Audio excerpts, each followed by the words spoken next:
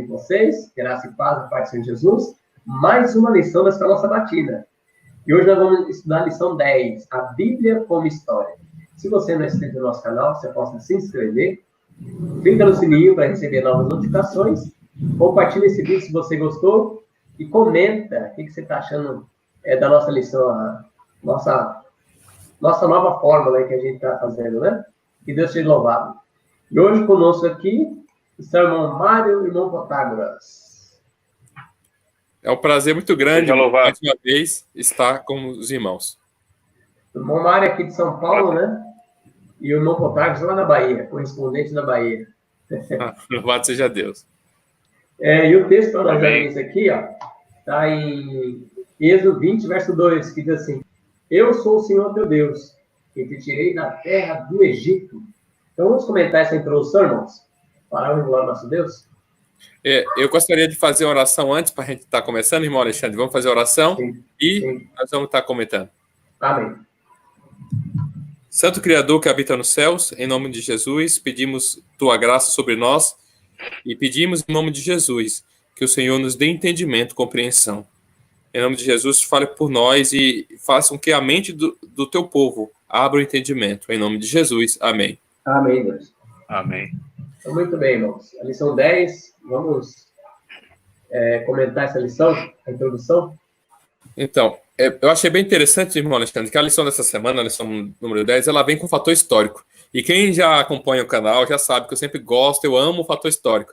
E tem até pessoas que acham que eu sou formado na área de história, mas sou formado na área de matemática. Já teve um irmão que achou que eu sou formado na área de história, mas não, sou formado em matemática. Mas a área de história, irmãos, ela vem como um fator que vai, como eu posso falar para vocês, ela vai determinar a identidade de alguma coisa.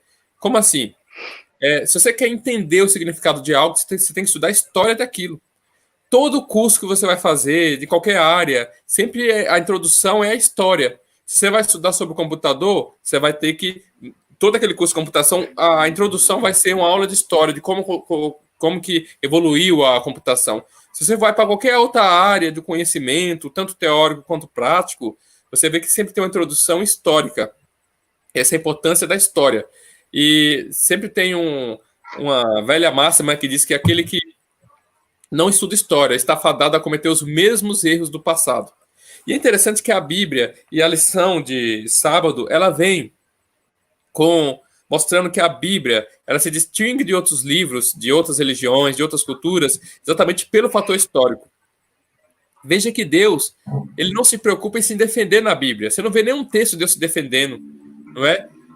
Quando Jó faz aquelas perguntas, né? Quando Deus aparece, Deus não defende, nem dá nenhuma resposta às perguntas de Jó, mas ele mostra só que o ser humano é ignorante, que não consegue entender muita coisa, né?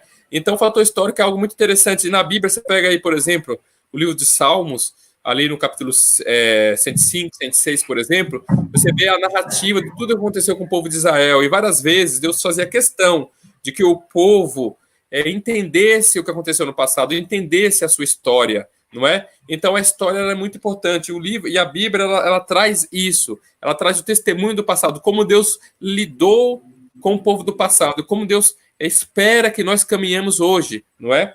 E aí você vê que a palavra de Deus ela mostra ali o relacionamento entre Deus e o homem. E esse mesmo relacionamento nós podemos ter hoje. Então esse fator histórico é algo muito interessante. Amém. Mário, tem algum comentário? Sim, destacando aí, mais do que o Protágoras falou, a história ela é importantíssima, principalmente nos nossos tempos, né? O princípio de profecia nos diz que nós não temos nada a temer do futuro, a menos que nós nos esqueçamos da maneira como Deus conduziu até aqui, né? Como é que nós podemos terem sempre em vista e em mente a maneira como Deus nos conduziu até aqui? Só a história, né? Então, hoje nós podemos encontrar vários livros, muita literatura, falando, por exemplo, a respeito da história da nossa igreja, que é importantíssima, de suma importância nós entendemos. O contexto histórico, onde está inserida a nossa igreja, a Igreja Adventista do Sétimo Dia, como Deus conduziu esse povo também, todas essas histórias que nós vamos estudar aqui, né, nessa lição aqui, dessa semana, entendermos também a história dos nossos pioneiros e como Deus conduziu esse povo. Então, se nós soubermos como Deus conduziu, nós vamos ter a certeza e a fé que ele vai fazer isso novamente e sempre vai conduzir a igreja de nós até o glorioso e esperado dia, que é da volta de Cristo, que cada um de nós aguarda também, né? O próprio Cristo é um personagem inserido na história, né? Inegavelmente inserido na história. Não tem como negar a existência de Cristo, não é? Alguém que dividiu o quê? Dividiu a história em antes dele e depois dele. Então, a história é realmente importantíssima. Sim. Agora, é interessante também, lembrando aí, pegando um gancho no que o irmão Mário falou, que realmente não é só a história da época da Bíblia que devemos estudar. Muitas pessoas, até evangélicos, né, falam, não, a Bíblia terminou ali no início o último é João, né, no livro de Apocalipse, e não estuda o resto da história. O que aconteceu na história do cristianismo? O cristianismo como um todo é um dever nosso entendermos a história, é um dever nosso entendermos os pontos principais de guinada na história. Não é? Por que o cristianismo era um, por que passou a ser outro? Um exemplo, os cristãos que viveram no século III, entre os anos 200 até o início do século IV, entre 313 até 313, antes de Constantino, eles eram muito perseguidos, eles era a escória da sociedade, porém, eles eram muito mais fiéis a Deus. Não é? Você vê que os soldados que se tornavam cristãos não derramavam sangue. Se um cristão ele se convertia antes de ser soldado, vamos supor, se o cristão se convertesse, ele nunca virava um soldado, mas se ele já era soldado e não tinha como se manter, ele continuava soldados, mas eles não derramavam sangue.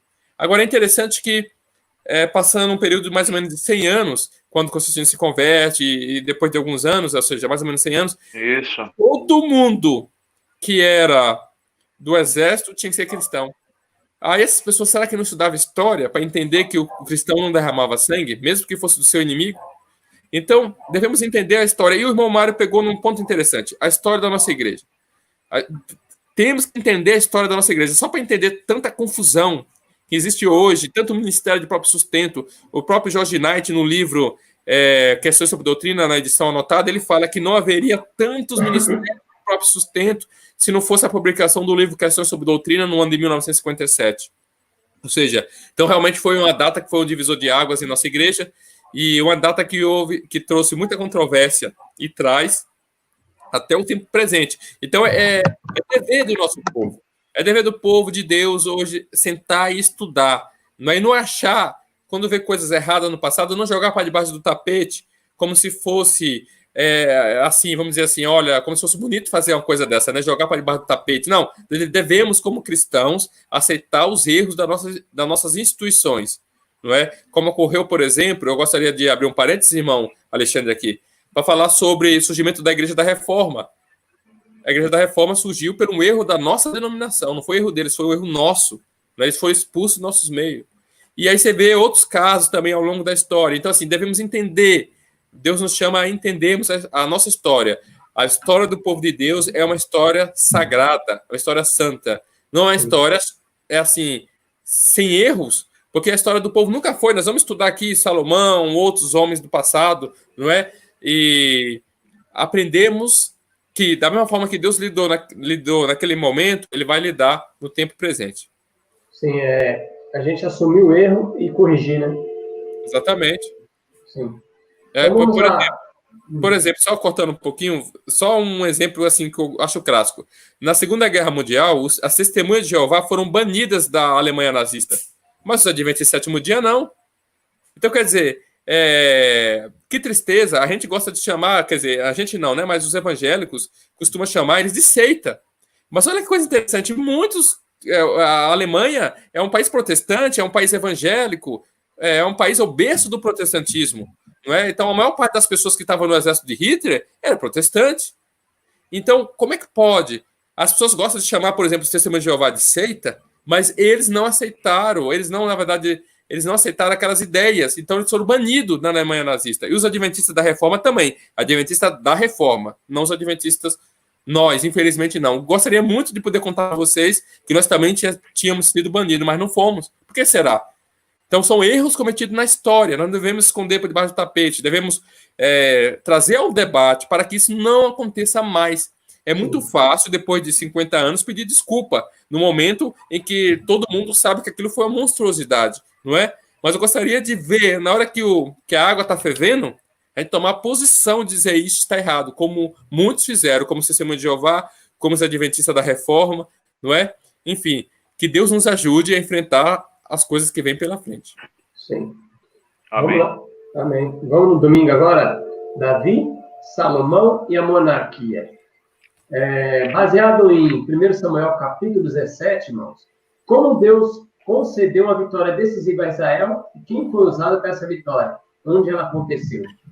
Então vamos comentar isso aí. Olha, irmão Alexandre. Conta a história. Desculpa, pode falar. Pode continuar, irmão. Deus, aqui, em 1 Samuel capítulo 17, fala a respeito da história da vitória ali que Deus concedeu, né? Não foi a vitória do pequeno Davi, mas foi a vitória que Deus concedeu a Davi, né? A gente deve ter bem em mente isso, né? Porque ele em si mesmo não tinha poder nenhum para poder vencer ali o gigante, né? O gigante Golias, né? É importante aqui porque esse texto aqui, ele tem uma precisão geográfica muito grande, né?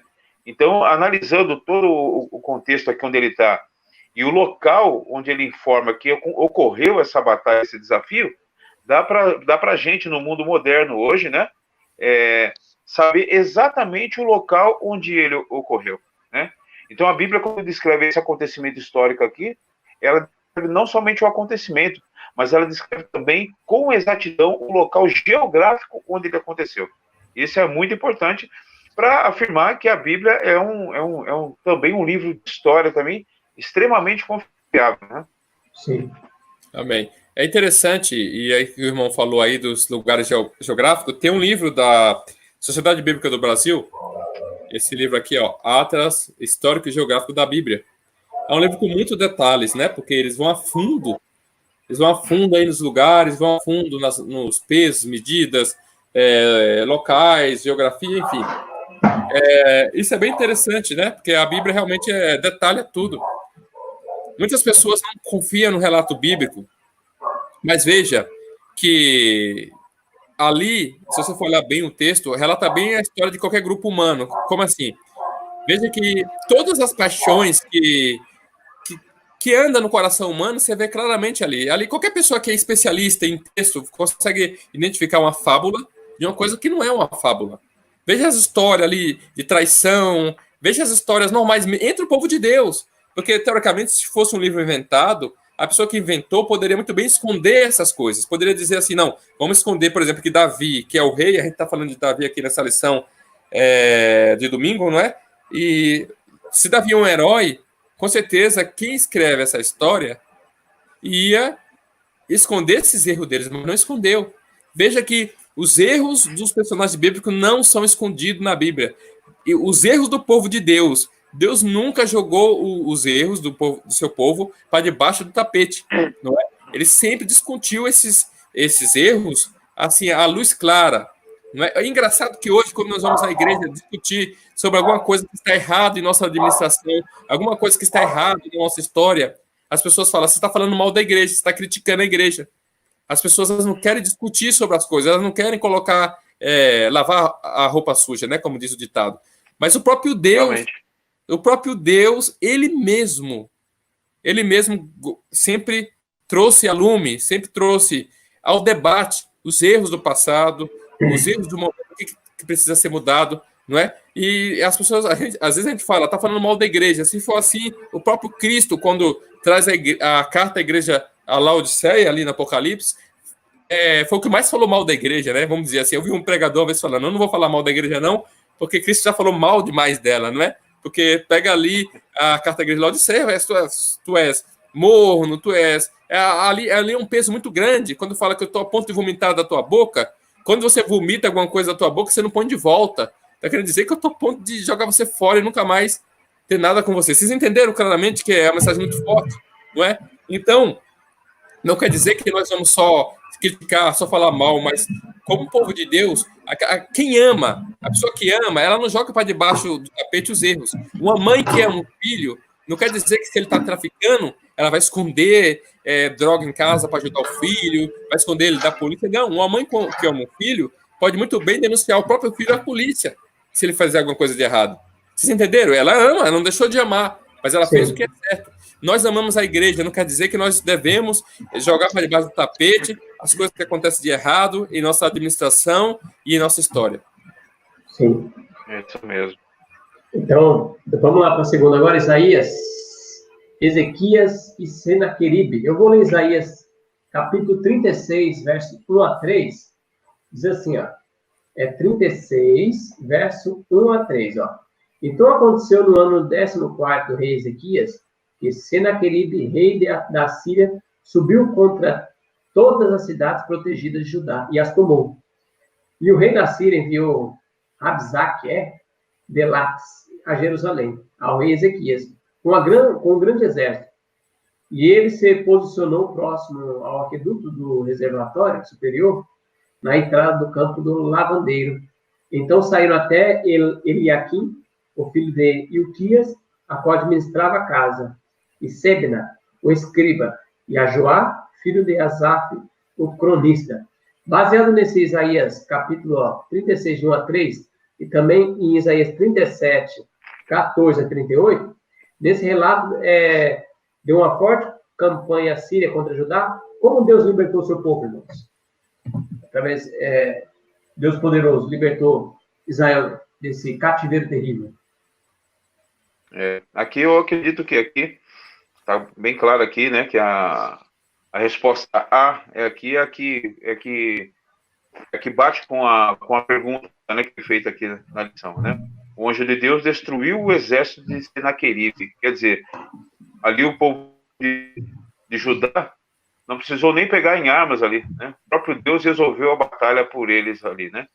O interessante aqui é os acontecimentos. Eu gosto muito de teologia, umas áreas assim que eu me identifico e que eu faria, né? Se eu fosse fazer algum curso superior, uma delas, né? Uma seria história e a outra seria teologia, que estão interligadas uma com a outra, na verdade. O interessante é como a arqueologia aqui, os achados arqueológicos, eles confirmam, né, a existência do rei Senaqueribe e a citação aqui em achados arqueológicos aqui também, falando a respeito aqui do rei de Judá também, né? Então é muito interessante. Aqui no primeiro parágrafo, parte da lição, fala aqui algo interessante. No palácio de Senaqueribe, em Nínive, celebrou o fato de ter derrotado a cidade de Lax, na Judéia, cobrindo as paredes de uma sala central do palácio, com representações em alto relevo de seu cerco e batalha contra a cidade. E o segundo parágrafo continua, fala assim: escavações recentes em Laques descobriram os escombros da imensa destruição da cidade, que ocorreu quando ela foi queimada por Senaqueribe. Só que ele não fala nada a respeito de Jerusalém. Seria algo que ele inevitavelmente colocaria no relato de Senaqueribe a conquista da principal cidade aqui, né, de Jerusalém. Mas ele não coloca esse relato. Ele somente informa aqui que o rei ali, o rei de Judá, ele ficou acuado, né, em Jerusalém e não conseguiu sair, né? Ficou alguns meses, mas ele não informa a invasão dessa cidade. Exatamente como diz a passagem bíblica, né? Que Lax, o Senhor permitiu que fosse destruída, mas Jerusalém ia poupar a cidade de Jerusalém. Então é muito interessante aqui esse relato, esse achado arqueológico aqui com essa passagem. É bem interessante que as ameaças de Senaqueribe foram ameaças muito feias, né? Ele falou que ou você se entrega ou vou fazer vocês comer a própria fezes. Ele realmente parecia ser uma pessoa muito má. Agora, eu vi o pastor Rodrigo Silva citando em um dos seus sermões, eu não sei qual foi a referência que ele usou, para falar que teve um relato de Senaqueribe em que em uma das suas batalhas que ele foi, porque a gente vê como foi o livramento. O soldado morreu do dia para a noite, vocês lembram da história? Que tinha todo um exército preparado para invadir Jerusalém, e do dia para a noite morreu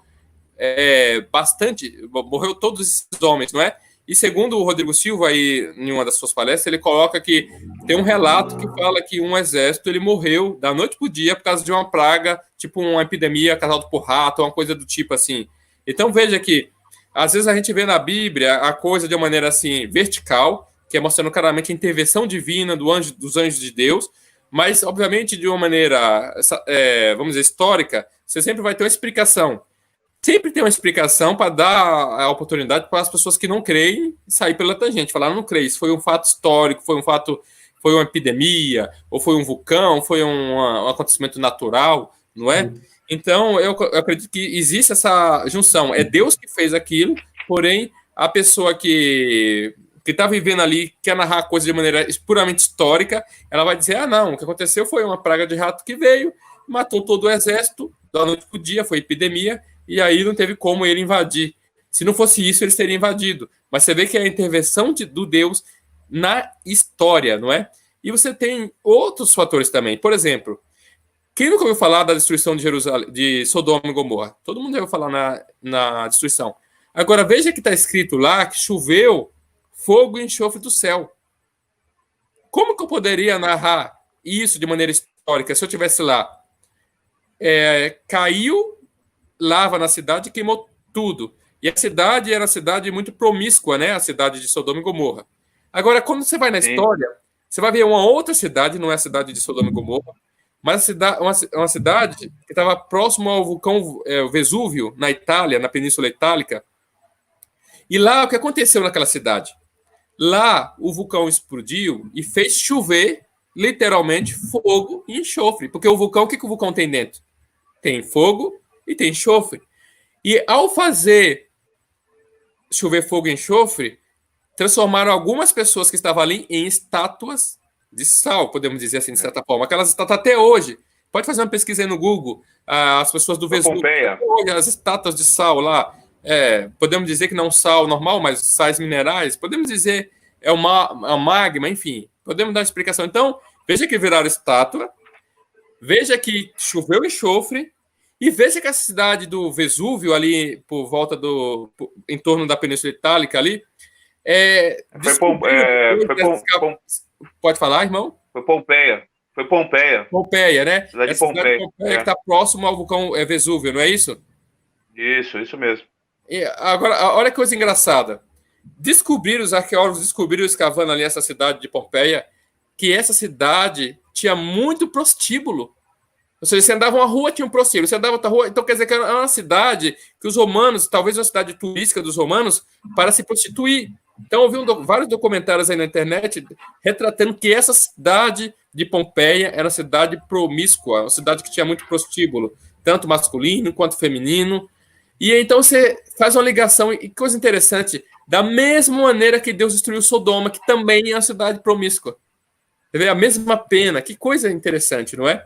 Então veja que o ponto de vista histórico é interessante, só que aí é uma observação que a gente tem que fazer, né? A gente está falando aqui de Senaqueribe. O historiador, ele sempre conta com o seu colorido. Todo mundo que conta uma história tem o seu colorido. Todo mundo que conta uma história tem a sua maneira de ver.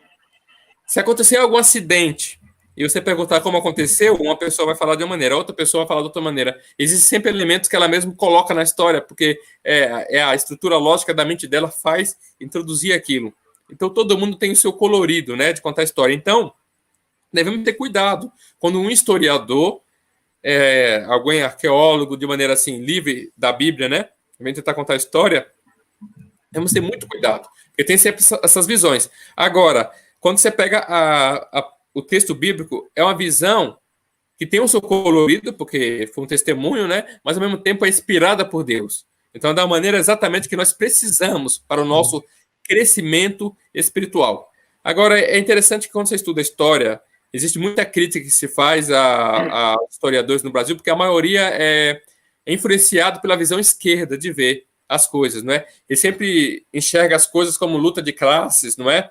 Por exemplo, se eles fosse falar da Reforma Protestante, eles não vão falar que Lutero foi um homem que tinha o seu idealismo e ele viu os erros que estavam na igreja. Eles não vão falar disso, da pessoa de Lutero. Eles vão falar que o povo da Alemanha, o rei da Alemanha, tinha interesse em não ser dominado politicamente pelo Papa. Então, a reforma protestante era algo interessante para eles, não é, para ter o domínio total da sua terra. Então, é uma visão totalmente horizontal. Os historiadores, a maioria deles, vê as coisas de maneira horizontal, sempre como se todo mundo só tivesse interesse, não é, em ganho, ou financeiro ou político, sem ser uma coisa assim natural, sem ser uma coisa assim verdadeira, né, uma legitimidade espiritual.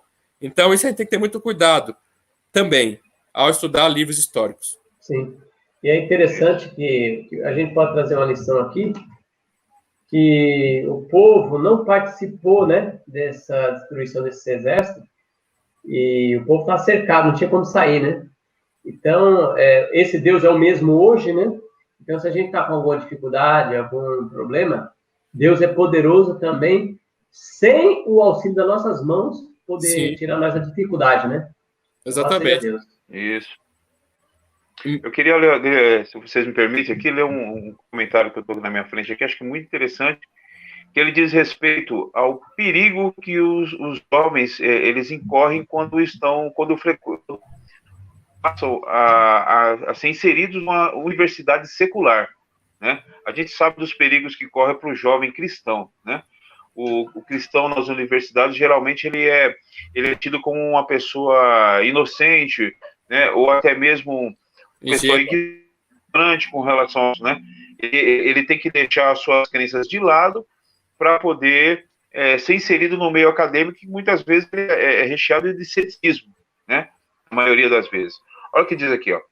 Muitos dos nossos jovens são confrontados com essas abordagens críticas quando frequentam universidades seculares.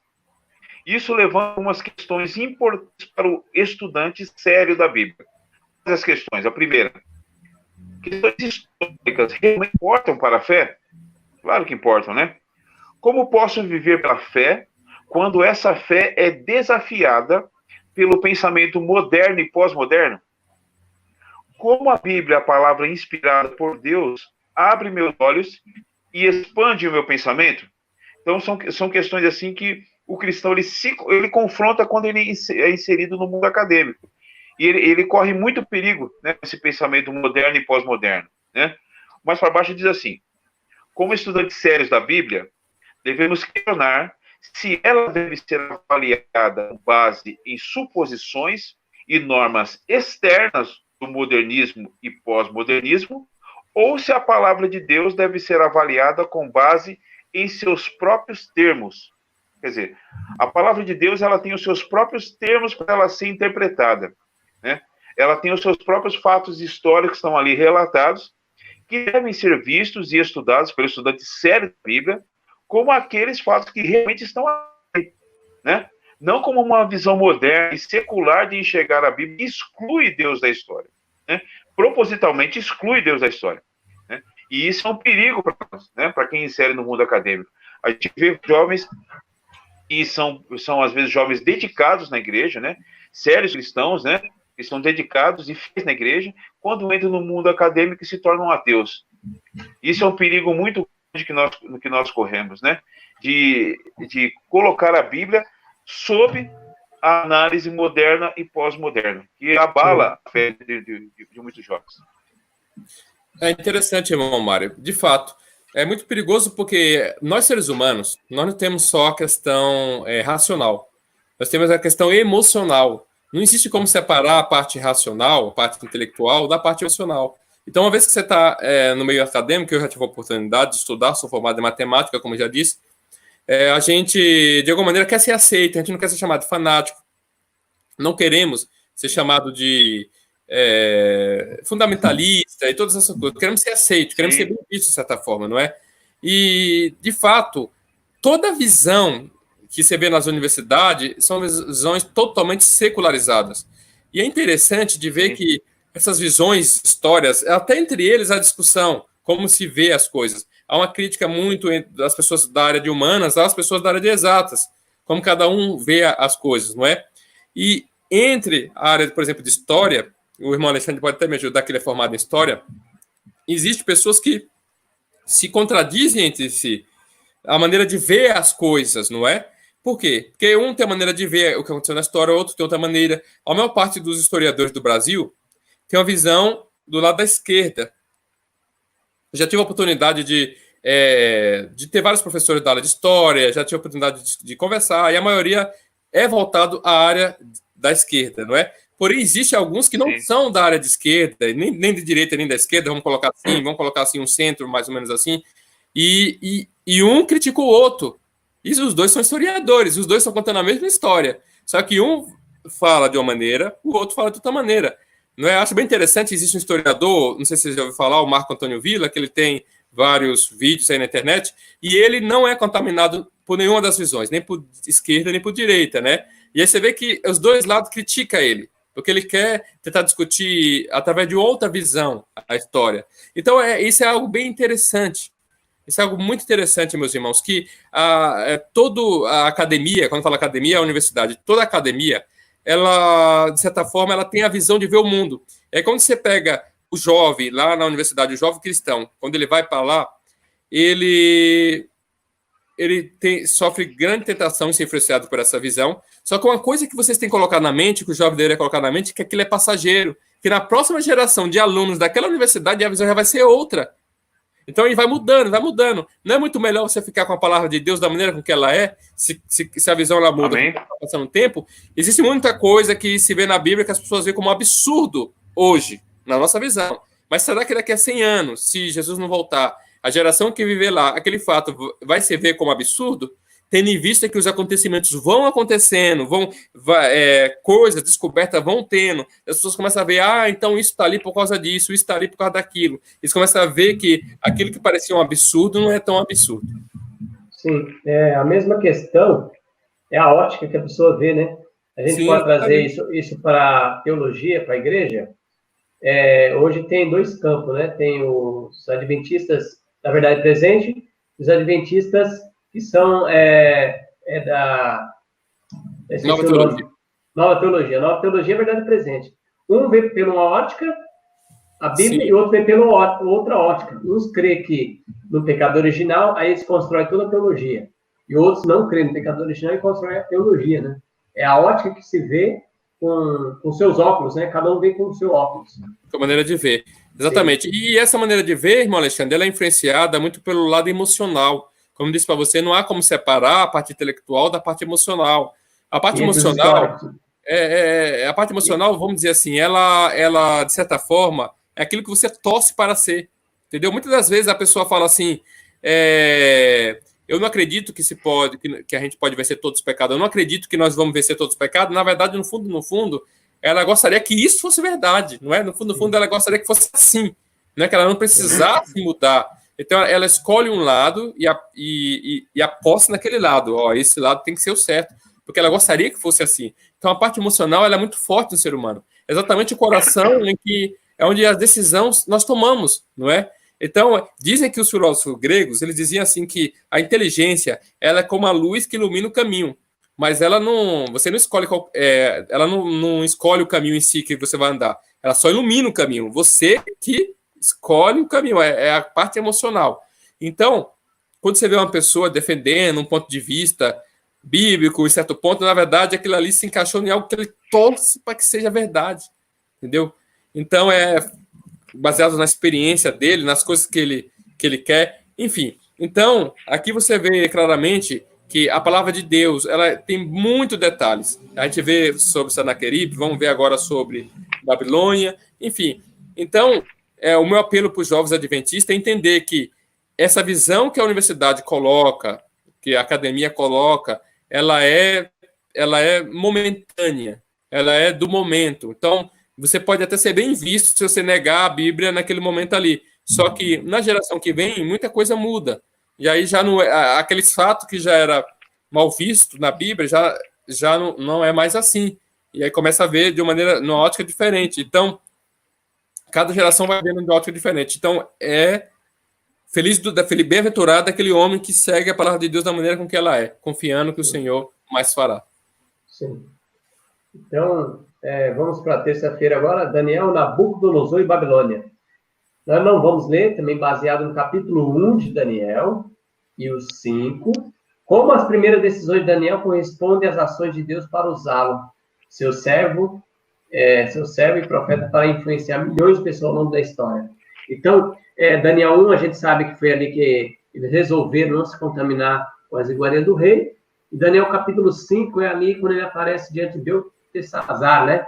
Que aparece aquela mão que escreve o juízo contra o rei. E aí aparece Daniel para interpretar ali. Então, vamos comentar isso aí, irmãos. É interessante como a decisão de certas pessoas, né? No caso desses personagens bíblicos que nós estamos lendo aqui, no caso de Daniel aqui, como influenciou toda a história bíblica, na verdade, se não fosse pela decisão histórica ali de Daniel de permanecer fiel ao Deus verdadeiro, toda a história bíblica, de repente, poderia ser mudada, né? A nossa própria existência como igreja, ela poderia não ter ocorrido se não fosse por Daniel, né? Porque o Senhor deu as revelações com relação a importantes períodos proféticos para Daniel, né? E o surgimento, por exemplo, da nossa igreja é baseado nos períodos proféticos de Daniel. Então, a fidelidade desse homem, ele influenciou diretamente na história, né? Na história do nosso mundo, na história da nossa igreja, na história da própria humanidade, né? Como nós citamos aí, o Protágoras até citou com relação à Segunda Guerra Mundial, que você falou alguma coisa, né, Protágoras? Sim. E existe uma história corrente que é contada pelo Hitler no livro dele, Minha Luta, né? Conhece esse livro, né? O livro que é intitulado Minha Luta, Mein Kampf. Sim. Ele conta a história que na Primeira Guerra Mundial, quando ele era apenas um soldado, ele foi confrontado com um soldado inglês quando ele estava na guerra, né? E o soldado inglês deparou com ele, um soldado alemão, apontou uma arma para ele, a ponto de atirar. E ele mesmo pensou que ia acabar a vida dele, né? E de repente, do nada, esse soldado inglês abaixou a arma, né? E deixou o soldado, no caso o Hitler ali, ver e virou as costas e foi embora. O que tem acontecido com o nosso mundo moderno do século XX, né? Se esse soldado, ele desatar aquele soldado alemão ali, toda essa história moderna iria ser influenciada. Toda a história do século XX. Né? Então, nós estamos inseridos na história. Cada ser humano está inserido na história. De uma forma geral, de uma forma global, ou de uma pequena história. Da sua vida ou da vida de gerações futuras. Mas que cada um de nós influencia na história, isso não tem como negar, né? É como nós estamos vendo aqui com relação a Adão, né? Esse homem que influenciou na história geral da humanidade, né? Como nós vemos nas profecias ali que o Senhor deu para ele, né? Sim. Amém. E eu fico pensando, irmão Mário, porque ali cita poucos fiéis quando for para Babilônia. Ali tem Daniel e seus 3 amigos. Se não fosse eles, né? Como seria? O irmão falou aí que realmente a situação estava feia, né? Ali em Babilônia. Você não vê citando muitos outros. Esses outros estavam ali. E não é dizer que eles eram má pessoas, mas estava acostumado com os erros de Babilônia. Né? Hoje você vê a igreja Adventista do Sétimo Dia, uma igreja com mais de 20 milhões de habitantes, mais de 20 milhões de adeptos, não é? No mundo inteiro. Mas é interessante notar que, às vezes, em certos locais, poucos se destacam. Eu gosto de perguntar, né? Na Segunda Guerra, quantos adventistas existiam? Vários. Mas quantos se destacaram no sentido de ser fiel aos princípios? Veja, por exemplo, nós temos o que virou filme, né? O americano que virou filme, Até o Último Homem. É interessante quantos adventistas estavam no exército americano naquela época. Por que só um se ouve falar só dele? Nós temos do lado alemão também um outro que era fiel a Deus, e tem um livro da Casa Publicadora chamado 1000 Cairão ao Teu Lado, um livro que eu surpreendi a vocês, um livro que mostra aquele homem fiel a Deus, que jogou fora a arma no começo da guerra. Ele ficava no frente do pelotão sem a arma, com a madeira num lugar, não é? E ele saiu ileso. Então, às vezes, hoje a gente gosta de falar assim, não, eu tenho direito a ter a minha arma para me defender, mas você vê um cristão que estava na frente da batalha, tinha todos os argumentos para dizer que poderia ter uma arma para se defender, mas não teve, e Deus guardou a vida dele. Então, assim, irmãos, eu gostaria de que a gente trazesse isso à discussão, olhando para a história, olhando para as escolhas, você vê que Daniel escolheu ser fiel. Por que não foi o sumo sacerdote da época? Por que não foi aí um levita? Por que não foi alguém que era líder na igreja, alguém que era o espelho? Não, teve que ser um comum. Teve que ser alguém que não tinha esses adjetivos. Não é? E a mesma coisa acontece hoje na história. Às vezes Deus tem que ir lá atrás das ovelhas, como foi Samuel, né? Atrás de pessoas que realmente amam a mensagem.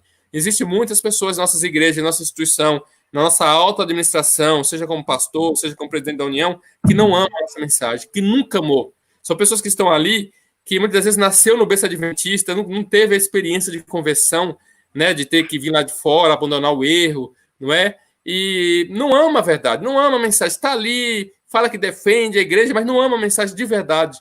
Aqueles que realmente amam a mensagem, você vê nos olhos, nas palavras. E muitas pessoas são mal entendidas, mal interpretadas. Não é? Então, voltando ao que o irmão Mário, né, fala, junto com o que está escrito aqui na lição sobre Daniel, as nossas escolhas, ela influencia tudo que acontece, tudo que vive depois da gente. Influencia. E o mesmo aconteceu com Daniel. E nós vamos estudar isso na lição de quinta, né? Como as nossas escolhas, elas vão influenciar uma geração. Se eu não tivesse me convertido, Sim. eu não teria conhecido a minha esposa. Eu não teria a minha filha. Hoje sou pai de uma filha. Talvez eu poderia ter outros filhos, não sei. Como as nossas decisões mudam. E quando nós damos estudo bíblicos, por exemplo, nós estamos mudando a história de outras pessoas por causa da nossa escolha de ter se convertido e saído para pregar essa mensagem. Nós estamos mudando histórias de pessoas que talvez ia ser... Eu vou dar um estudo bíblico com uma pessoa. Essa pessoa se converte e vem para a igreja. Mas se aquela pessoa não tivesse vindo para a igreja, talvez o filho dela ia ser um traficante. Talvez o filho dela ia ser alguém que ia ser muito mal para a sociedade. Veja como a importância da escolha certa. Veja a importância de escolher o caminho certo, o caminho verdadeiro. Isso fica gravado na história. A história você tem como recapitular, mas você não tem como mudá-la. A história fica intacta para frente. E a gente Exatamente. vê que... Pode falar. Só uma coisinha, Alexandre. É aí que está a importância. Nós seguimos os conselhos daquele que é o Senhor da história, né? Aquele que conhece o futuro. Quer dizer, se eu sirvo um Deus que conhece o futuro, eu devo seguir os conselhos dele, porque ele sabe o que vai acontecer lá na frente, né? Então, eu tenho que seguir os conselhos do Senhor da história. É o nosso, né? Então, bem vai se nós seguirmos o conselho, porque aí conselhos não somente para essa vida, mas para a vida eterna, né? Sim. A gente vê aqui que Daniel, Deus só usou ele porque ele foi obediente em Daniel 1. Foi obediente à mensagem que ele já tinha recebido de saúde. E alguns acham que Daniel não era vegetariano, mas era White, no Lugar dos Celestiais, na página 261, fala que eles já eram vegetarianos. Ó. Eles decidiram viver aquilo que eles já tinham ensinado. Ó. Daniel e seus companheiros eram corteses, bondosos, respeitosos, possuídos de graça, mansidão e modéstia. E quando foram levados à prova, colocaram-se completamente ao lado da justiça e da verdade. Não agiram caprichosamente, ou seja, com orgulho, mas com inteligência. Resolveram que, presta atenção, resolveram que, como os alimentos carne não havia feito parte do seu regime antes, ou seja, lá onde eles estavam, em Jerusalém, em Judá, né? Tampouco deveriam introduzir-se no futuro. E como o uso do vinho tinha sido proibido a todos que devessem empenhar-se no serviço de Deus, resolveram não participar dele. Então, eles já eram vegetarianos, eles tinham uma mente lúcida, e quando chegaram lá, eles resolveram colocar em prática aquilo que já tinham ensinado para eles. Olha que pensa nisso. Louvado seja Deus, né? Sempre teve pessoas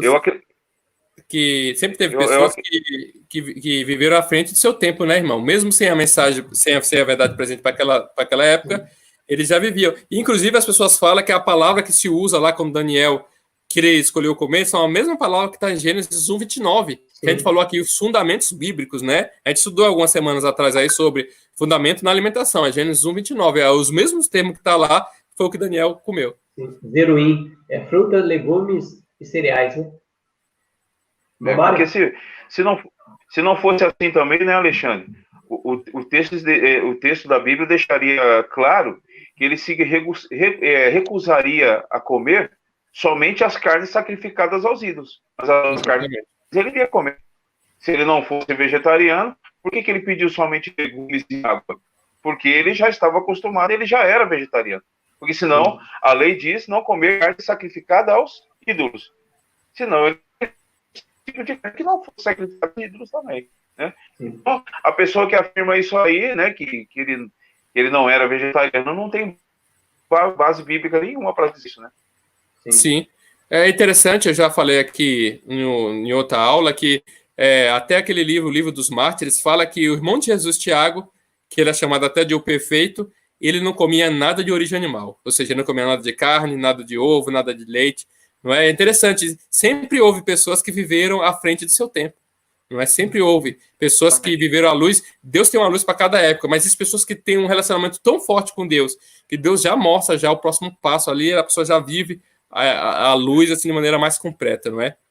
Sim. Quarta-feira agora, o Jesus histórico. Nós não vamos ler também, porque é bastante texto, os irmãos podem ir nas suas casas. Mateus 26, 57 a 67, João capítulo 11, verso 45 a 53, João capítulo 18, verso 29 a 31. Aí faz uma pergunta para nós aqui: quem foi Caifás e qual foi seu papel na morte de Cristo? Quem foi Pôncio Pilato? Qual foi a importância da sua decisão para que o Sinédrio realizasse seu objetivo? Logo no começo aqui, irmãos, vamos comentar quem foi Caifás. Olha. Quem era Caifás, irmãos? Pode falar, Protágoras. Olha, você vê claramente que a própria lição da Escola Sabatina deixa claro aí quem foi Caifás, né? Ele era sumo sacerdote, ele instigou ali toda uma conspiração, né, contra Jesus, está no primeiro parágrafo. Mas é interessante que eu gostaria de indicar para os irmãos aqui um livro. Eu creio que a maioria dos irmãos conhece a História dos Hebreus, de Flávio José. Esse livro é um livro que tem muitos detalhes, inclusive da época de Cristo. Flávio José, ele viveu em torno do ano 70, ele acompanhou, por exemplo, a destruição de Jerusalém, e ele narra os fatos ali, aqui nesse livro, desde do Éden, passando por Abraão, passando por toda a história de Israel, indo até a época dele. Mas só que, obviamente, os fatos que estão próximos a ele, que estão ali, ele viveu no ano 70, então ele acompanhou tudo, tem mais detalhe. Então o livro, ele se detalha mais nessa época. Então nós conseguimos entender todo o contexto histórico da época de Cristo exatamente por esse livro de Flávio Josefo. Ele cita pouco sobre Cristo, na verdade só tem uma citação que ele fala de Cristo, e que existe um debate muito grande, porque o tema aqui da lição é exatamente o Jesus histórico, não é? Não vamos discutir na lição de quarta-feira o Jesus histórico, que é aquele Jesus fora da Bíblia. Vamos tentar achar Jesus nos escritos, nas paredes, enfim. Quem foi Jesus histórico? Assim, de um ponto de vista do historiador. Então, você vê claramente que Josefo, ele narra ali, e eu lendo aqui, eu percebi que ocorreram na época de Cristo, ali na época de Herodes, ele narra mais a história política, não é? A história de Herodes. É como se fosse um comentarista político. Então ele vai contando ali a história dos reis que dominavam aquela região e como eles lutavam entre si. Ele fala muito de Arquelau, fala de Herodes, fala dos mesmos personagens que falam na Bíblia que dominava e dos imperadores que dominavam na época, não é? Agora é interessante que o que me chamou a atenção é que tanta coisa aconteceu, irmão Alexandre, irmão Mário, tanta coisa aconteceu naquela época, é muito detalhe, que parece que a história do cristianismo é um detalhezinho. É como se fosse mais um. Exatamente. Agora, é algo muito interessante, que você pode baixar esse livro em PDF do Flávio Josefo aí, a História dos Hebreus, em sua casa, aí no YouTube, ou no Google, você consegue baixar, é simples. Você vai ver que é tanto detalhe que isso, de certa forma, distraiu o povo que era fiel. O povo de Deus da época foi distraído. Quando você lê a história na Bíblia, você parece ali só Cristo, só os discípulos, né? Para nós, porque é o personagem principal.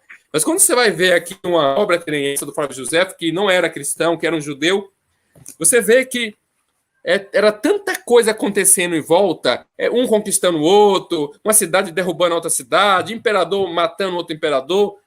Era tanta coisa ocorrendo na política da nação, na liderança da religião da nação, que as pessoas estavam focadas naqueles acontecimentos E o acontecimento de Cristo é como se fosse periférico, é como se fosse assim, é mais um movimento que surgiu aí, não é? Inclusive, se você for abrir a palavra de Deus no livro de Atos, não é? No capítulo 24, Paulo, quando está defendendo o cristianismo, ele cita aqui no capítulo 24 que aquela religião que ele chama de seita, que os judeus chamavam de seita, nada mais, de certa forma, vamos dizer assim, ele seguia fielmente. Quer ver? Eu vou achar aqui, ó, o capítulo está Atos 24, o verso, deixa eu achar aqui rapidinho. Aqui no verso 5, ele começa. Foi chamado um teólogo judeu na época para tentar defender os judeus e mostrar que esse homem, olha só, verso 5: temos achado que este homem é uma peste e promotor de sedições entre todos os judeus. Essa é exatamente a acusação que tem aqui. Por todo o mundo e chefe da seita dos nazarenos. Olha só o que o teólogo da época falou de Paulo. É chefe de uma seita. O que é uma seita? Uma seita nada mais é que um grupo pequeno que acha que tem a verdade. É o chefe de uma seitazinha aí. E aí você vê que ele vai falando várias coisas. No verso 14, Paulo faz uma defesa. Olha o que Paulo fala.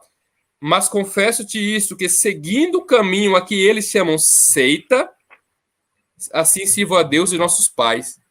Olha que coisa interessante. Então, era tanta coisa ocorrendo na história da época que isso daí é uma simples seita, como se fosse uma simples igrejinha que de fundo de quintal, de um homem que não tinha onde cair morto, fundou, entendeu? Então, você vê que, será que ele cita de Jesus? Existe uma citação de José sobre Jesus, mas é uma citação muito controversa. Segundo os historiadores, existem sinais que houve inserção de palavras nessa citação. Então, é uma discussão muito forte, porque Joséfo, no texto, ele cita assim, que Cristo era o Messias. Só que Joséfo nunca foi cristão, ele era um judeu. Então, há indícios, realmente, que houve uma mudança. Mas existe uma citação árabe, que é diferente, que nessa citação, nessa versão árabe do texto de Joséfo, lá ele fala que houve um homem que muitos achavam que ele era o Cristo. Ou seja, ele só cita isso. Não fala muito sobre o assunto. Então, vê que Cristo, ele é, sim, um personagem histórico. Ele realmente, ele viveu naquele momento ali em torno de Herodes, em torno de Arquelau, em torno daqueles imperadores romanos que estavam na época, e os detalhes de Flávio Joséfo se encaixa perfeitamente com o relato bíblico, não é? E isso é uma lição para cada um de nós. Qual lição? Que talvez os acontecimentos do momento desviem o foco, desviem a nossa atenção. Tanta coisa acontecendo no mundo, epidemia, briga política, crise política em nosso país, não é? E aí você vê tudo isso, as pessoas voltam os olhos para essas coisas, e às vezes coisas que estão acontecendo que nós consideramos periféricos, talvez são coisas que vai dar uma guinada na história do mundo, não é? Então, por exemplo, às vezes as pessoas não veem que uma simples exclusão de um grupo de irmãos que estuda a Bíblia, Espírito e Profecia, só porque eles estudam a Bíblia, Espírito e Profecia, é visto como um detalhezinho, mas eles não veem como isso pode ser um fato profético, um fato que está acontecendo profético, como ocorreu na época de Jeremias, como ocorreu em todas as outras épocas, não é? Então, devemos ter cuidado, porque os eventos políticos históricos da nossa geração pode tirar o nosso foco nas realidades eternas. Verdade. É uma citação aqui na lição aqui que eu achei muito interessante, né? Que o título aqui é o Jesus Histórico. É muito interessante você encontrar citações que falam a respeito dos cristãos e da existência dos cristãos logo lá no início, no primeiro século, né? É muito interessante isso, né? Com alguns ainda que questionam a existência ou não disso, né? Porque tem muitos historiadores, e no mundo, principalmente no mundo acadêmico, como nós já falamos, que questionam se Jesus existiu ou não, né? E reduz Jesus ali como se fosse uma fábula, não é verdade? Sim. Assim como os relatos do dilúvio e tudo mais, e colocam como se fosse simplesmente uma fábula. Então, quando você vê um escrito do primeiro século citando os cristãos e as suas atividades e como é que eles faziam, isso é simplesmente maravilhoso para mim, né? E na própria lição aqui diz, né? A respeito de Plínio, o jovem governador romano, escreveu no ano de 112 ou 113 depois de Cristo ao imperador Trajano, perguntando como deveria tratar os cristãos. Ele os descreveu dizendo que se reuniam em determinado dia antes do alvorecer, cantando hinos como se fosse para um Deus. Quer dizer, é maravilhoso um relato desse, né? No ano 100, muitos anos já depois da morte de Cristo, os cristãos continuavam fiéis aos ensinos de Cristo. Só que provavelmente nessa época aqui, nós sabemos que já não existia nenhum dos apóstolos, né, que andaram com Cristo vivos mais, né? Mas eles continuavam ali, esse relato histórico aqui impressionante, né? Algo assim para escancarar e expor ao ridículo aqueles que negam a existência de Cristo, né? Exatamente. E é interessante que, veja, irmão, Mário, que isso na época talvez foi uma tortura, isso foi algo triste. Olha só, estão envergonhando o nosso nome, olha a carta que eles enviaram, não é? Só que hoje isso virou uma prova a favor do cristianismo, para aqueles que vivem hoje. Exatamente. Às vezes existe coisa que acontece em nossa vida que nós não entendemos, não é? Às vezes o irmão hoje é excluído da igreja e não entende. Eu sou fiel a Deus como fui excluído de maneira injusta. Mas isso Deus vai usar na história para mostrar alguma coisa, para fazer alguém converter no futuro. Lá na né? frente. Exatamente. Então tem que ter essa visão. Existem muitas coisas que acontecem na história que as pessoas olham assim e não dá nenhuma importância. Mas que lá na frente isso muda. Então, por exemplo, os índios, antes da colonização, eles pisavam em ouro, pisavam em diamante, jogavam fora, isso aí é barro, isso aí é pedra, não presta isso daí, não é? Mas do dia para a noite, aquilo ali, passa a ter um valor muito grande, não é? Então, devemos, né, como a gente viu aí, como a gente viu o irmão Mário falando, devemos confiar em Deus, confiar que o Senhor está guiando a história. Agora, é interessante que tem uma palestra, vou citar novamente o arqueólogo Rodrigo Silva, porque nós estamos falando de fatos históricos, né? E ele é uma pessoa que entende bastante do assunto. Ele fala sobre uma pichação que tem em um local em Roma. Essa pichação é muito antiga, uma pichação assim, eu não sei mais ou menos de qual período, mas uma pichação que prova realmente que a existência de Cristo e a existência dos cristãos. Olha só qual era a pichação. A pichação era mais ou menos assim, eu vou descrever. Numa sala de uma escola, eles encontraram uma pichação na parede de uma cruz e de um jumento pregado na cruz com os braços abertos, não é? E estava escrito, e tinha um homem ajoelhado em frente a esse jumento pregado em uma cruz, e estava escrito bem assim: Alexandre adora seu Deus. Olha a coisa interessante. Na época, isso aí era uma vergonha, era um bullying, né? Como diz. Porque tinha um homem que chamava Alexandre que adorava seu Deus, que era Cristo. Só que ele pichou. Hoje, isso é uma prova que realmente os cristãos eram fiéis naquela época, já havia cristão naquela época. Então veja como Deus ele pode realmente usar algo que era aparentemente para o mal, né, e transformar aquilo que era aparentemente para o mal para o bem, para a honra e glória do nome do nosso Senhor e Salvador Jesus Cristo. Amém. Agora eu gostaria, irmão Alexandre, de citar também que Flávio Josefo entre em mais detalhes sobre João Batista. Aí o relato ele é bem confiável, porque quando fala que é confiável, irmãos, não é que quando ele fala de Cristo, algumas pessoas especialistas acreditam que esse texto foi mudado, não é, ao longo da história, porque a igreja cristã quis tentar mudar esse texto, mas em relação a João Batista, não. Em relação a João Batista, o texto tem muito detalhe que mostra que realmente não foi mudado. No livro do Flávio Josefo aqui, se você colocar aí o que fala sobre João Batista, no livro Antiguidade 3, aqui o capítulo 7, a página 781, está escrito assim, olha só o que ele fala de João Batista. Ele fala pouco, porque ele comenta mais sobre as guerras que existiam, sobre os imperadores derrubando o imperador, sobre quem dominava ali a Judéia. Ele fica em torno dessa política que ocorria na época.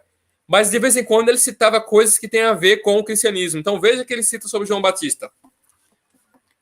Vários judeus julgaram a derrota do exército de Herodes. Esse texto aqui está falando de Herodes. A derrota do exército de Herodes, um castigo de Deus, por causa de João, cognominado Batista. Era um homem de grande piedade que exortava os judeus a abraçar a virtude, não se contentando em evitar o pecado, mas unindo a pureza do corpo à da alma. Como uma grande multidão o seguia para ouvir a sua doutrina, Herodes, temendo que ele, pela influência que exercia sobre eles, viesse a suscitar alguma rebelião, porque o povo estava sempre pronto a fazer o que João ordenasse. julgou que devia prevenir o mal para depois não ter motivo de se arrepender, por haver esperado muito para remediá-lo. Por esse motivo, mandou prendê-lo numa fortaleza em Maquera, de que acabamos de falar. E os judeus atribuíram a derrota do seu exército a um castigo de Deus devido a esse ato tão injusto. Oh, veja que coisa interessante, que detalhes. Então, Herodes, é óbvio que a Bíblia fala que João Batista, ele pregou que Herodes casou com a mulher de seu irmão. E ele fala aqui, Flávio José cita isso, que ele realmente casou com a mulher de seu irmão. Mas é interessante de ver que, como João Batista pregou contra Herodes nesse sentido, de falar que ele estava errado em fazer isso, Herodes ficou com medo de o povo que seguia ele causasse uma insurreição para tirar ele dali. Então era um medo político. Se o povo se revolta contra mim, eles vão me tirar do poder, porque tudo que esse homem fala, eles fazem. Vocês entenderam? Então veja aqui que detalhes. Então aqui é muito rica a história, irmãos. Olha, não tem como um historiador sério negar o personagem de Jesus. Jesus histórico. O Jesus histórico não tem como. Eles podem não acreditar que Jesus é Deus, mas que o Jesus histórico não tem como negar, não tem como. Os detalhes são muito ricos. Os locais, como o Mário já falou, né, as citações geográficas, as citações de pessoas, de reinos, de imperadores, não é? Bate perfeitamente. Não é? Bate perfeitamente. Agora, para meditar, a própria lição da Escola Sabatina fala por que... Olha só que a lição da Escola Sabatina fala. Embora seja sempre bom ter evidência arqueológica que apoie a nossa fé, por que nossa fé não deve depender dessas provas? Será que a nossa fé está no finalzinho aí, no rodapé? Será que a nossa fé... por que é bom ter alguns pontos históricos, né? Como cogumelos que vai aparecendo aqui e ali. Porém, por que a nossa fé não deve ser baseada só nisso? Aqui a lição diz, irmãos, nós temos uma experiência com esse Deus, não só baseado na Bíblia, mas baseado em tudo que ele fez por nós. Não é? Deus nos chama a ter um relacionamento. Quantas vezes dobramos o joelho, pedimos algo e ele nos fez? A nossa fé é baseada no relacionamento que nós temos com Deus. Não é? E mesmo que o historiador venha negar uma coisa ou outra, nós sabemos que a história pode mudar da noite para o dia. Sim. Então, vamos lá na quinta-feira, agora, fé e história. Eu vou resumir aqui, não vamos ler. Hebreus, capítulo 11, verso 1 a 40, os heróis da fé, né? Aí eu vou resumir cada personagem aqui, depois o meu comento. Ó, Enoque, ele agradou a Deus e foi transladado. Noé fez uma arca, obedeceu o mandado de Deus, né? Abraão obedeceu o chamado de Deus, saiu da sua planeta e foi para o lugar que ia mostrar.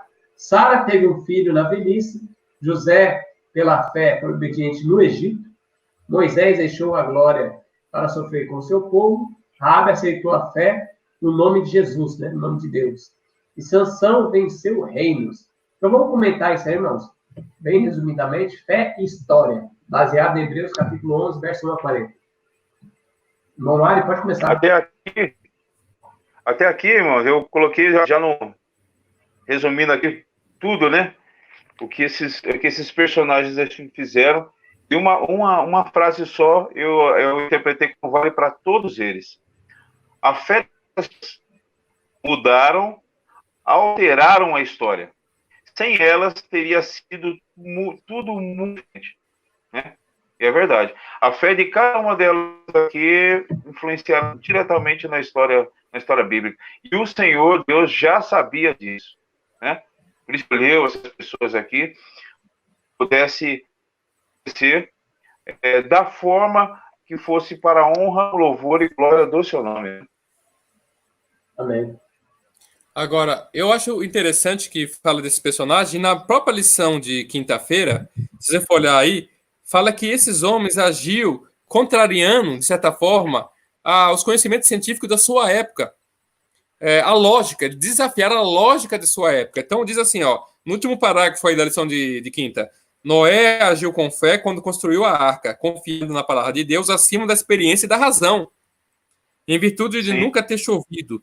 A experiência e a razão sugeriam que um dilúvio não tinha absolutamente nenhum sentido. E na época não tinha sentido, não fazia sentido pregar que haveria um dilúvio. Porque não chovia, né? A palavra de Deus não fala que chovia na época.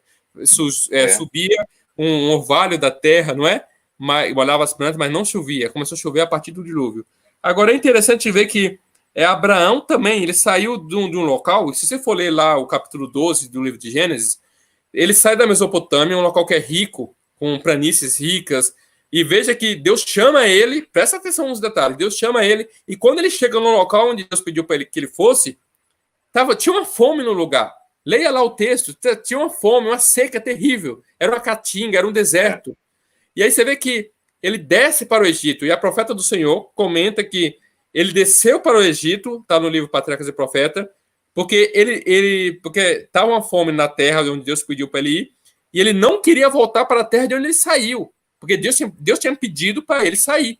Então ele preferiu ir para o Egito e ficar lá por um pouco tempo, para ele depois voltar para a terra de onde o Senhor tinha pedido. Olha que fidelidade, olha que lealdade ao nosso Deus. Ou seja, esses homens desafiaram a lógica da sua época. E nós temos a história também de Moisés. Moisés rejeitou ser faraó. A maior potência da época era o Egito. Egito era a maior potência da época. Seria mais ou menos hoje rejeitar ser presidente dos Estados Unidos. A maior nação que existe hoje no mundo é a nação americana. Imagina uma pessoa rejeitar, porque o presidente é presidente por 4 anos. Ele ia ser faraó pela vida inteira dele. Pela vida inteira. Pela vida inteira. Então, imagine só, rejeitar ser dono, porque o faraó é como se fosse o dono da maior potência, da maior nação, da mais próspera da época. Ele renegou, ele abandonou isso para andar como indigente, a gente pode dizer isso, em meio a um povo que tinha 400 anos de escravidão, andando pelo meio do deserto e fedendo fezes de ovelha. Trazendo isso para o nosso dia, o que isso significa? Contrariando a razão, Deus nos pede para mudar a alimentação. Tem pessoas que dizem que acreditam na nossa mensagem, porque aqueles que não acreditam, tudo bem. Aqueles que não acreditam, não acreditam. Mas aqueles que acreditam, tem pessoas que dizem que acreditam na nossa mensagem e questionam, e a B12? E eu vou ficar, se eu não comer carne, eu vou ficar doente. Por quê? Porque ela está baseada no conhecimento da nossa época. Ela não está baseada... Se Noé ficasse baseado no conhecimento da época dele, que dilúvio que nada, tá maluco? O rio nunca passou dali. Né? Que loucura isso daí. Nunca choveu, né? Nunca choveu. A mesma coisa hoje, olha aí a vitamina, e a B isso, e a B... A gente vai ficar focado nisso. Aí você pega, por exemplo, as pessoas que estão deixando as cidades, atendendo a voz de Deus e indo para o campo. Muitas dessas pessoas estão rejeitando uma carreira, porque para você ter uma carreira de sucesso profissional, hoje, depende de você estar numa cidade grande. Não tem como você estar numa cidade pequena ou no campo, a uma certa distância da cidade, e você desenvolver uma carreira meteórica em alguma área. Hoje existe os home office, onde você trabalha pelo computador, mas é muito restrito. São poucas as áreas que são contempladas por esse trabalho, né, de você fazer pelo computador. Ou seja, você tem aí as outras áreas do conhecimento que depende de você estar em um local, como, por exemplo, uma grande capital, uma grande metrópole, para você fazer um curso de especialização, para você achar oportunidades, estágios. Ou seja, então uma pessoa que abandona a cidade e vai para o campo ouvindo a voz de Deus, ela está jogando na lata do lixo uma carreira meteórica, uma super carreira. E ela vai virar sitiante, ela vai virar agricultor, vai plantar o próprio alimento. Talvez vai ter algum empreguinho na cidade, mas é um empreguinho. Nas cidades pequenas, até com custo público, em geral, costuma ganhar pouco, não é? Então, resumindo, essas pessoas que tomam essa decisão são pessoas que estão mais ou menos como Moisés, estão rejeitando a glória desse mundo, estão rejeitando, não é, a sua carreira, seu prestígio na cidade, não é, as glórias, os confortos, e ouvindo a voz de Deus e indo para o campo. Estão seguindo o mesmo caminho que esses homens, Abraão, Moisés, Noé, seguiram. Então, é desse tipo de povo que Deus pede, que Deus chama, um povo leal. Existe uma meditação da nossa irmã White, que eu gosto de meditar só no título dela, só o título. Eu nunca nem li essa meditação, mas o título dela me faz refletir. Nossa alta vocação. Que alta vocação é essa? Às vezes a gente pensa, será que é ficar rico? Será que é ter mansão? Nossa alta vocação é ser fiel a Deus. Amém. Ser fiel a Deus é ser testemunha para o universo. Essa é a nossa alta vocação. Nossa alta vocação não é, vamos dizer assim, não é uma norma baixa. Não é uma norma bem baixinha para todo mundo passar, não. A nossa alta vocação é uma norma alta, ainda que poucas pessoas passem por essa norma. Então, que Deus nos ajude a ser igual a esses homens, né? Que nós possamos ter a verdadeira fé, porque a lição de quinta fala de fé. O tema ali na lição de quinta é fé. Fé e história. Fé e história. Esses homens do passado foram poucos, foram fiéis. Hoje também é a mesma coisa. Que nós possamos ter a mesma disposição de negar o conhecimento mundano e ficar com assim diz o Senhor. Amém. Aqui, o Protágoras, na própria lição, no segundo parágrafo, depois das perguntas aí, dos personagens que tá falando aí na parte de quinta-feira, uma frase simples que diz tudo a respeito de fé, e de cada um desses personagens, né? Fé não é simplesmente uma crença em algo ou alguém, é agir em resposta a essa crença. Quer dizer, se eu creio realmente, eu vou fazer, eu vou praticar. Exatamente. Não existe crer, não existe uma fé verdadeira que não dê uma resposta positiva a essa crença, porque senão não é fé, na verdade. E cada um deles ali agiu de acordo com essa fé. Quer dizer, se eu realmente que foi Deus que, no caso de Abraão, por exemplo, se eu creio realmente que foi Deus que me falou comigo, eu vou abandonar a região da Mesopotâmia, entre os dois rios, Rio Tigre e o Rio Eufrates, né? Região rica, né? No meio dos dois rios, e ir para o deserto, que nem você falou. Foi Deus quem mandou? Então eu vou. No mesmo caso de Sara, no mesmo caso de José, de Moisés, e assim por diante. A fé que não crê e não tem uma obediência, não adianta. É interessante, se você for ler Flávio José, ele fala que, na verdade, Abraão era tio de Ló, né? Mas ele era tio também da sua esposa. Flávio José, ele dá detalhes. Aí você fala, não, mas é irmã de Abraão. Sim, mas você pode ver que quando os pastores de Ló brigam com os pastores de Abraão, o que Abraão fala? Não vamos brigar, nós somos irmãos. Então, eram irmãos em um certo sentido. Então, isso explica o motivo por que Ló foi com Abraão. Na verdade, o pai de Ló e o pai de Sara tinha morrido, jovem, e parece que Abraão cuidou deles, né? E, de certa forma, casou com Sara. E aí, então, ou seja, sua sobrinha. Então, Ló virou uma família unida, né? Vamos dizer assim. Ló foi como um cunhado, né? Vamos dizer assim. E eles saem do local rico, como o irmão Mário falou, e na época, a riqueza da época era animais. Era jumento, ovelha. Água, né? Local com água, né? Água. Mas aí pensa comigo. Se eles saem de um local que era muito rico, com bastante pastagem, rico é porque chovia bastante, tinha um rio e tinha bastante pastagem. Então isso explica porque os pastores de Ló começaram a brigar com os pastores de Abraão, porque eles já chegaram em um local em que tinha menos oferta de alimento para os animais, não é?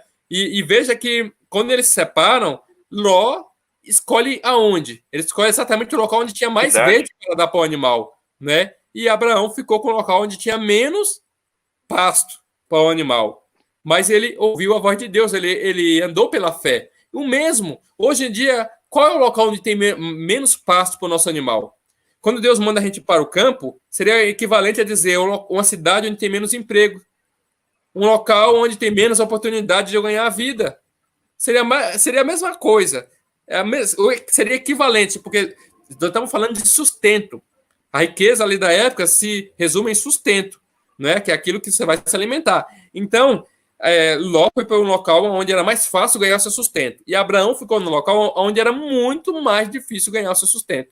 Só que Abraão era um homem que andava conforme a vontade de Deus. A mesma coisa é nós hoje. O Senhor nos pede, dessa mesma forma, para ir ter a mesma decisão de Abraão e andar pela fé. Amém. Amém. Sexta-feira, eu vou ler o último texto aqui, está no Testemunho para a Igreja, volume 8, página 325, para nós terminar aqui. Aquele que tem conhecimento de Deus e de sua palavra tem consumado a fé na origem divina das Santas Escrituras. Ele não testa a Bíblia pelas ideias científicas do homem. Ele traz essas ideias ao teste da norma infalível. Sabe que a palavra de Deus é verdade, e a verdade jamais pode ser contradizer.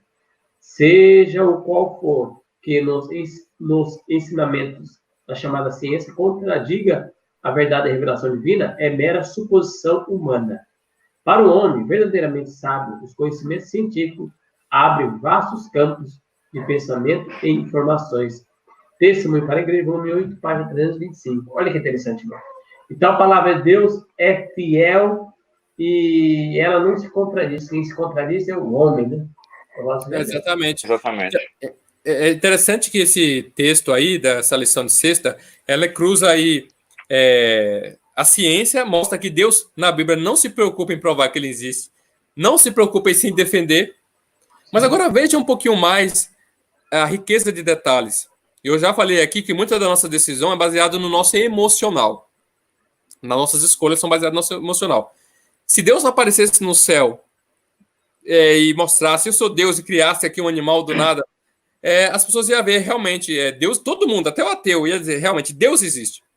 Só que as pessoas, elas, na verdade, não era aquilo que elas esperariam.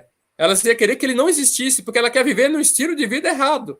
Então, muitas das vezes, o ateísmo, muitas das vezes, a pessoa que defende um ponto de vista da Bíblia errado, são pessoas que ela quer que seja daquele jeito. Então, Deus tem que deixar isso se mostrar perante o universo. Não é? Então, existem pessoas que se negam a si mesmo pelo que a palavra de Deus diz. Já existem outras que não, que arrumam a outra igreja que se adequa à sua inclinação. Entendeu? Então, eu creio que por esse motivo o Senhor, ele deixa as coisas acontecer. Em vez de ele tentar provar alguma coisa, o que ele faz? Ele testemunha. Deus trabalha com testemunho. Ele traz o testemunho na história para aqueles que amarem aquela mensagem, para aqueles que de alguma maneira simpatizarem com aquela mensagem, se entregar a ele e ser fiel. E dessa maneira ele vai peneirando. E não é à toa que está escrito, né, que os olhos de Deus passam pela terra em busca de pessoas que o adorem em espírito e em verdade. Então, é exatamente isso. Adorar em espírito e em verdade. Adorar é viver colocando Deus como a razão da minha vida. E isso aqui é a maior definição de adorar. Qual é a razão do seu viver? A razão do seu viver é aquilo que você adora. Se você acorda de manhã, a razão do seu viver é o seu time de futebol, mesmo que você seja da igreja, você adora o seu time de futebol. Você adora ele, que você acompanha todos os jogos, você tem a tabelinha marcada, você canta hino para ele, como você canta para Deus, você canta o hino para o seu time. Você vai na igreja, você vai no estádio, você acompanha pela televisão, você compra camisa, compra não sei o quê, ou seja, então você adora seu clube de futebol, porque ele é a razão do seu viver. Sem ele, quando ele perde, você fica triste, quando ele ganha, você fica feliz. Então, é basicamente isso. Então, a mesma coisa, a adoração é isso. Os olhos de Deus procuram pessoas que o adorem em espírito e em verdade. Então, por esse motivo, eu creio que o Senhor, ele, de certa forma, ocultou algumas coisas e deixa a história rolar. Ele testemunha, ele se revela para aqueles que, de fato, o buscam de verdade. Nenhuma pessoa que busca a Deus de coração, de verdade, Deus deixa ficar enganada. Nenhuma pessoa. Amém. Todas as pessoas que buscam de coração, que querem encontrar esse Deus, que quer conversar com esse Deus, que quer ter intimidade com esse Deus. Não é como Paulo, lá no livro de Atos 17, quando ele discursou ali em Atenas, né, para os filósofos, ele deixou bem claro que Deus ele se deixa achar, mesmo que seja tateando, né? Mesmo como se eu não enxergo, mas estou tateando até encontrá-lo. Ele estava se referindo àquele altar ao Deus desconhecido. Então é exatamente isso. As pessoas que realmente amam o Senhor, ela está disposta a colocar de lado as suas inclinações. De coração ela coloca de lado. Por amor a esse Deus. Amém. Isso. Às vezes a gente vê os relatos bíblicos aqui, né, da maneira miraculosa como Deus conduziu esses vários personagens aqui no passado, e a gente tem às vezes, muitas pessoas têm a impressão de que ele agiu somente no passado e que não age mais da mesma forma hoje, né? Mas eu quero dizer para cada um de vocês que vai ver esse vídeo aqui, que está vendo esse vídeo, que se fosse possível acredito que é possível, né? Mas se alguém se dispusesse a fazer uma compilação de histórias dos milagres que o Senhor tem realizado na vida das pessoas hoje, olha, daria um livro imenso também, né? Das histórias dessas pessoas. Daria um livro de história ainda extremamente imenso, com os milagres que Deus provê na vida de cada pessoa ao redor de todo esse mundo ainda. Então, o mesmo Deus que fez milagres com os personagens bíblicos no passado que nós estudamos aqui, é o mesmo Deus que está presente ainda na história hoje ainda, fazendo milagres nas vidas de cada pessoa, na minha e na sua. E amém por isso. Amém. Louvado seja Deus. Então, irmão, louvado seja Deus. Se você gostou desse vídeo, compartilha com os irmãos. Inscreva no nosso canal e clica no sininho para você receber novas notificações. Quando a gente colocar um vídeo, uma nova lição, você recebe notificação que esse vídeo já está presente aí no canal, tá bom? Que Deus seja louvado. Irmão Mário, poderia fazer uma oração por nós para o término? Claro. Vamos fechar os olhos? Querido Deus, santificado seja o teu nome, Pai. Muito obrigado, porque nesse momento o Senhor nos proporcionou lições tremendamente importantes, lições tremendamente maravilhosas, Senhor Deus, da história de vida de pessoas, de como o Senhor age na história. O Senhor é o dono da história, e que o Senhor seja o dono da história da nossa vida também, Senhor. Amém. Porque para o Senhor, passado, presente e futuro são a mesma coisa. E nos ajuda a ter fé nisso, Senhor Deus, para que o Senhor possa guiar as nossas vidas por um futuro de eternidade que está nos esperando, Pai. Que o Senhor abençoe a cada um que está vendo esse vídeo nesse momento, que essas lições possam ser impactantes na vida de cada um, Senhor. É em nome de Jesus que te pedimos e te agradecemos. Amém. Amém.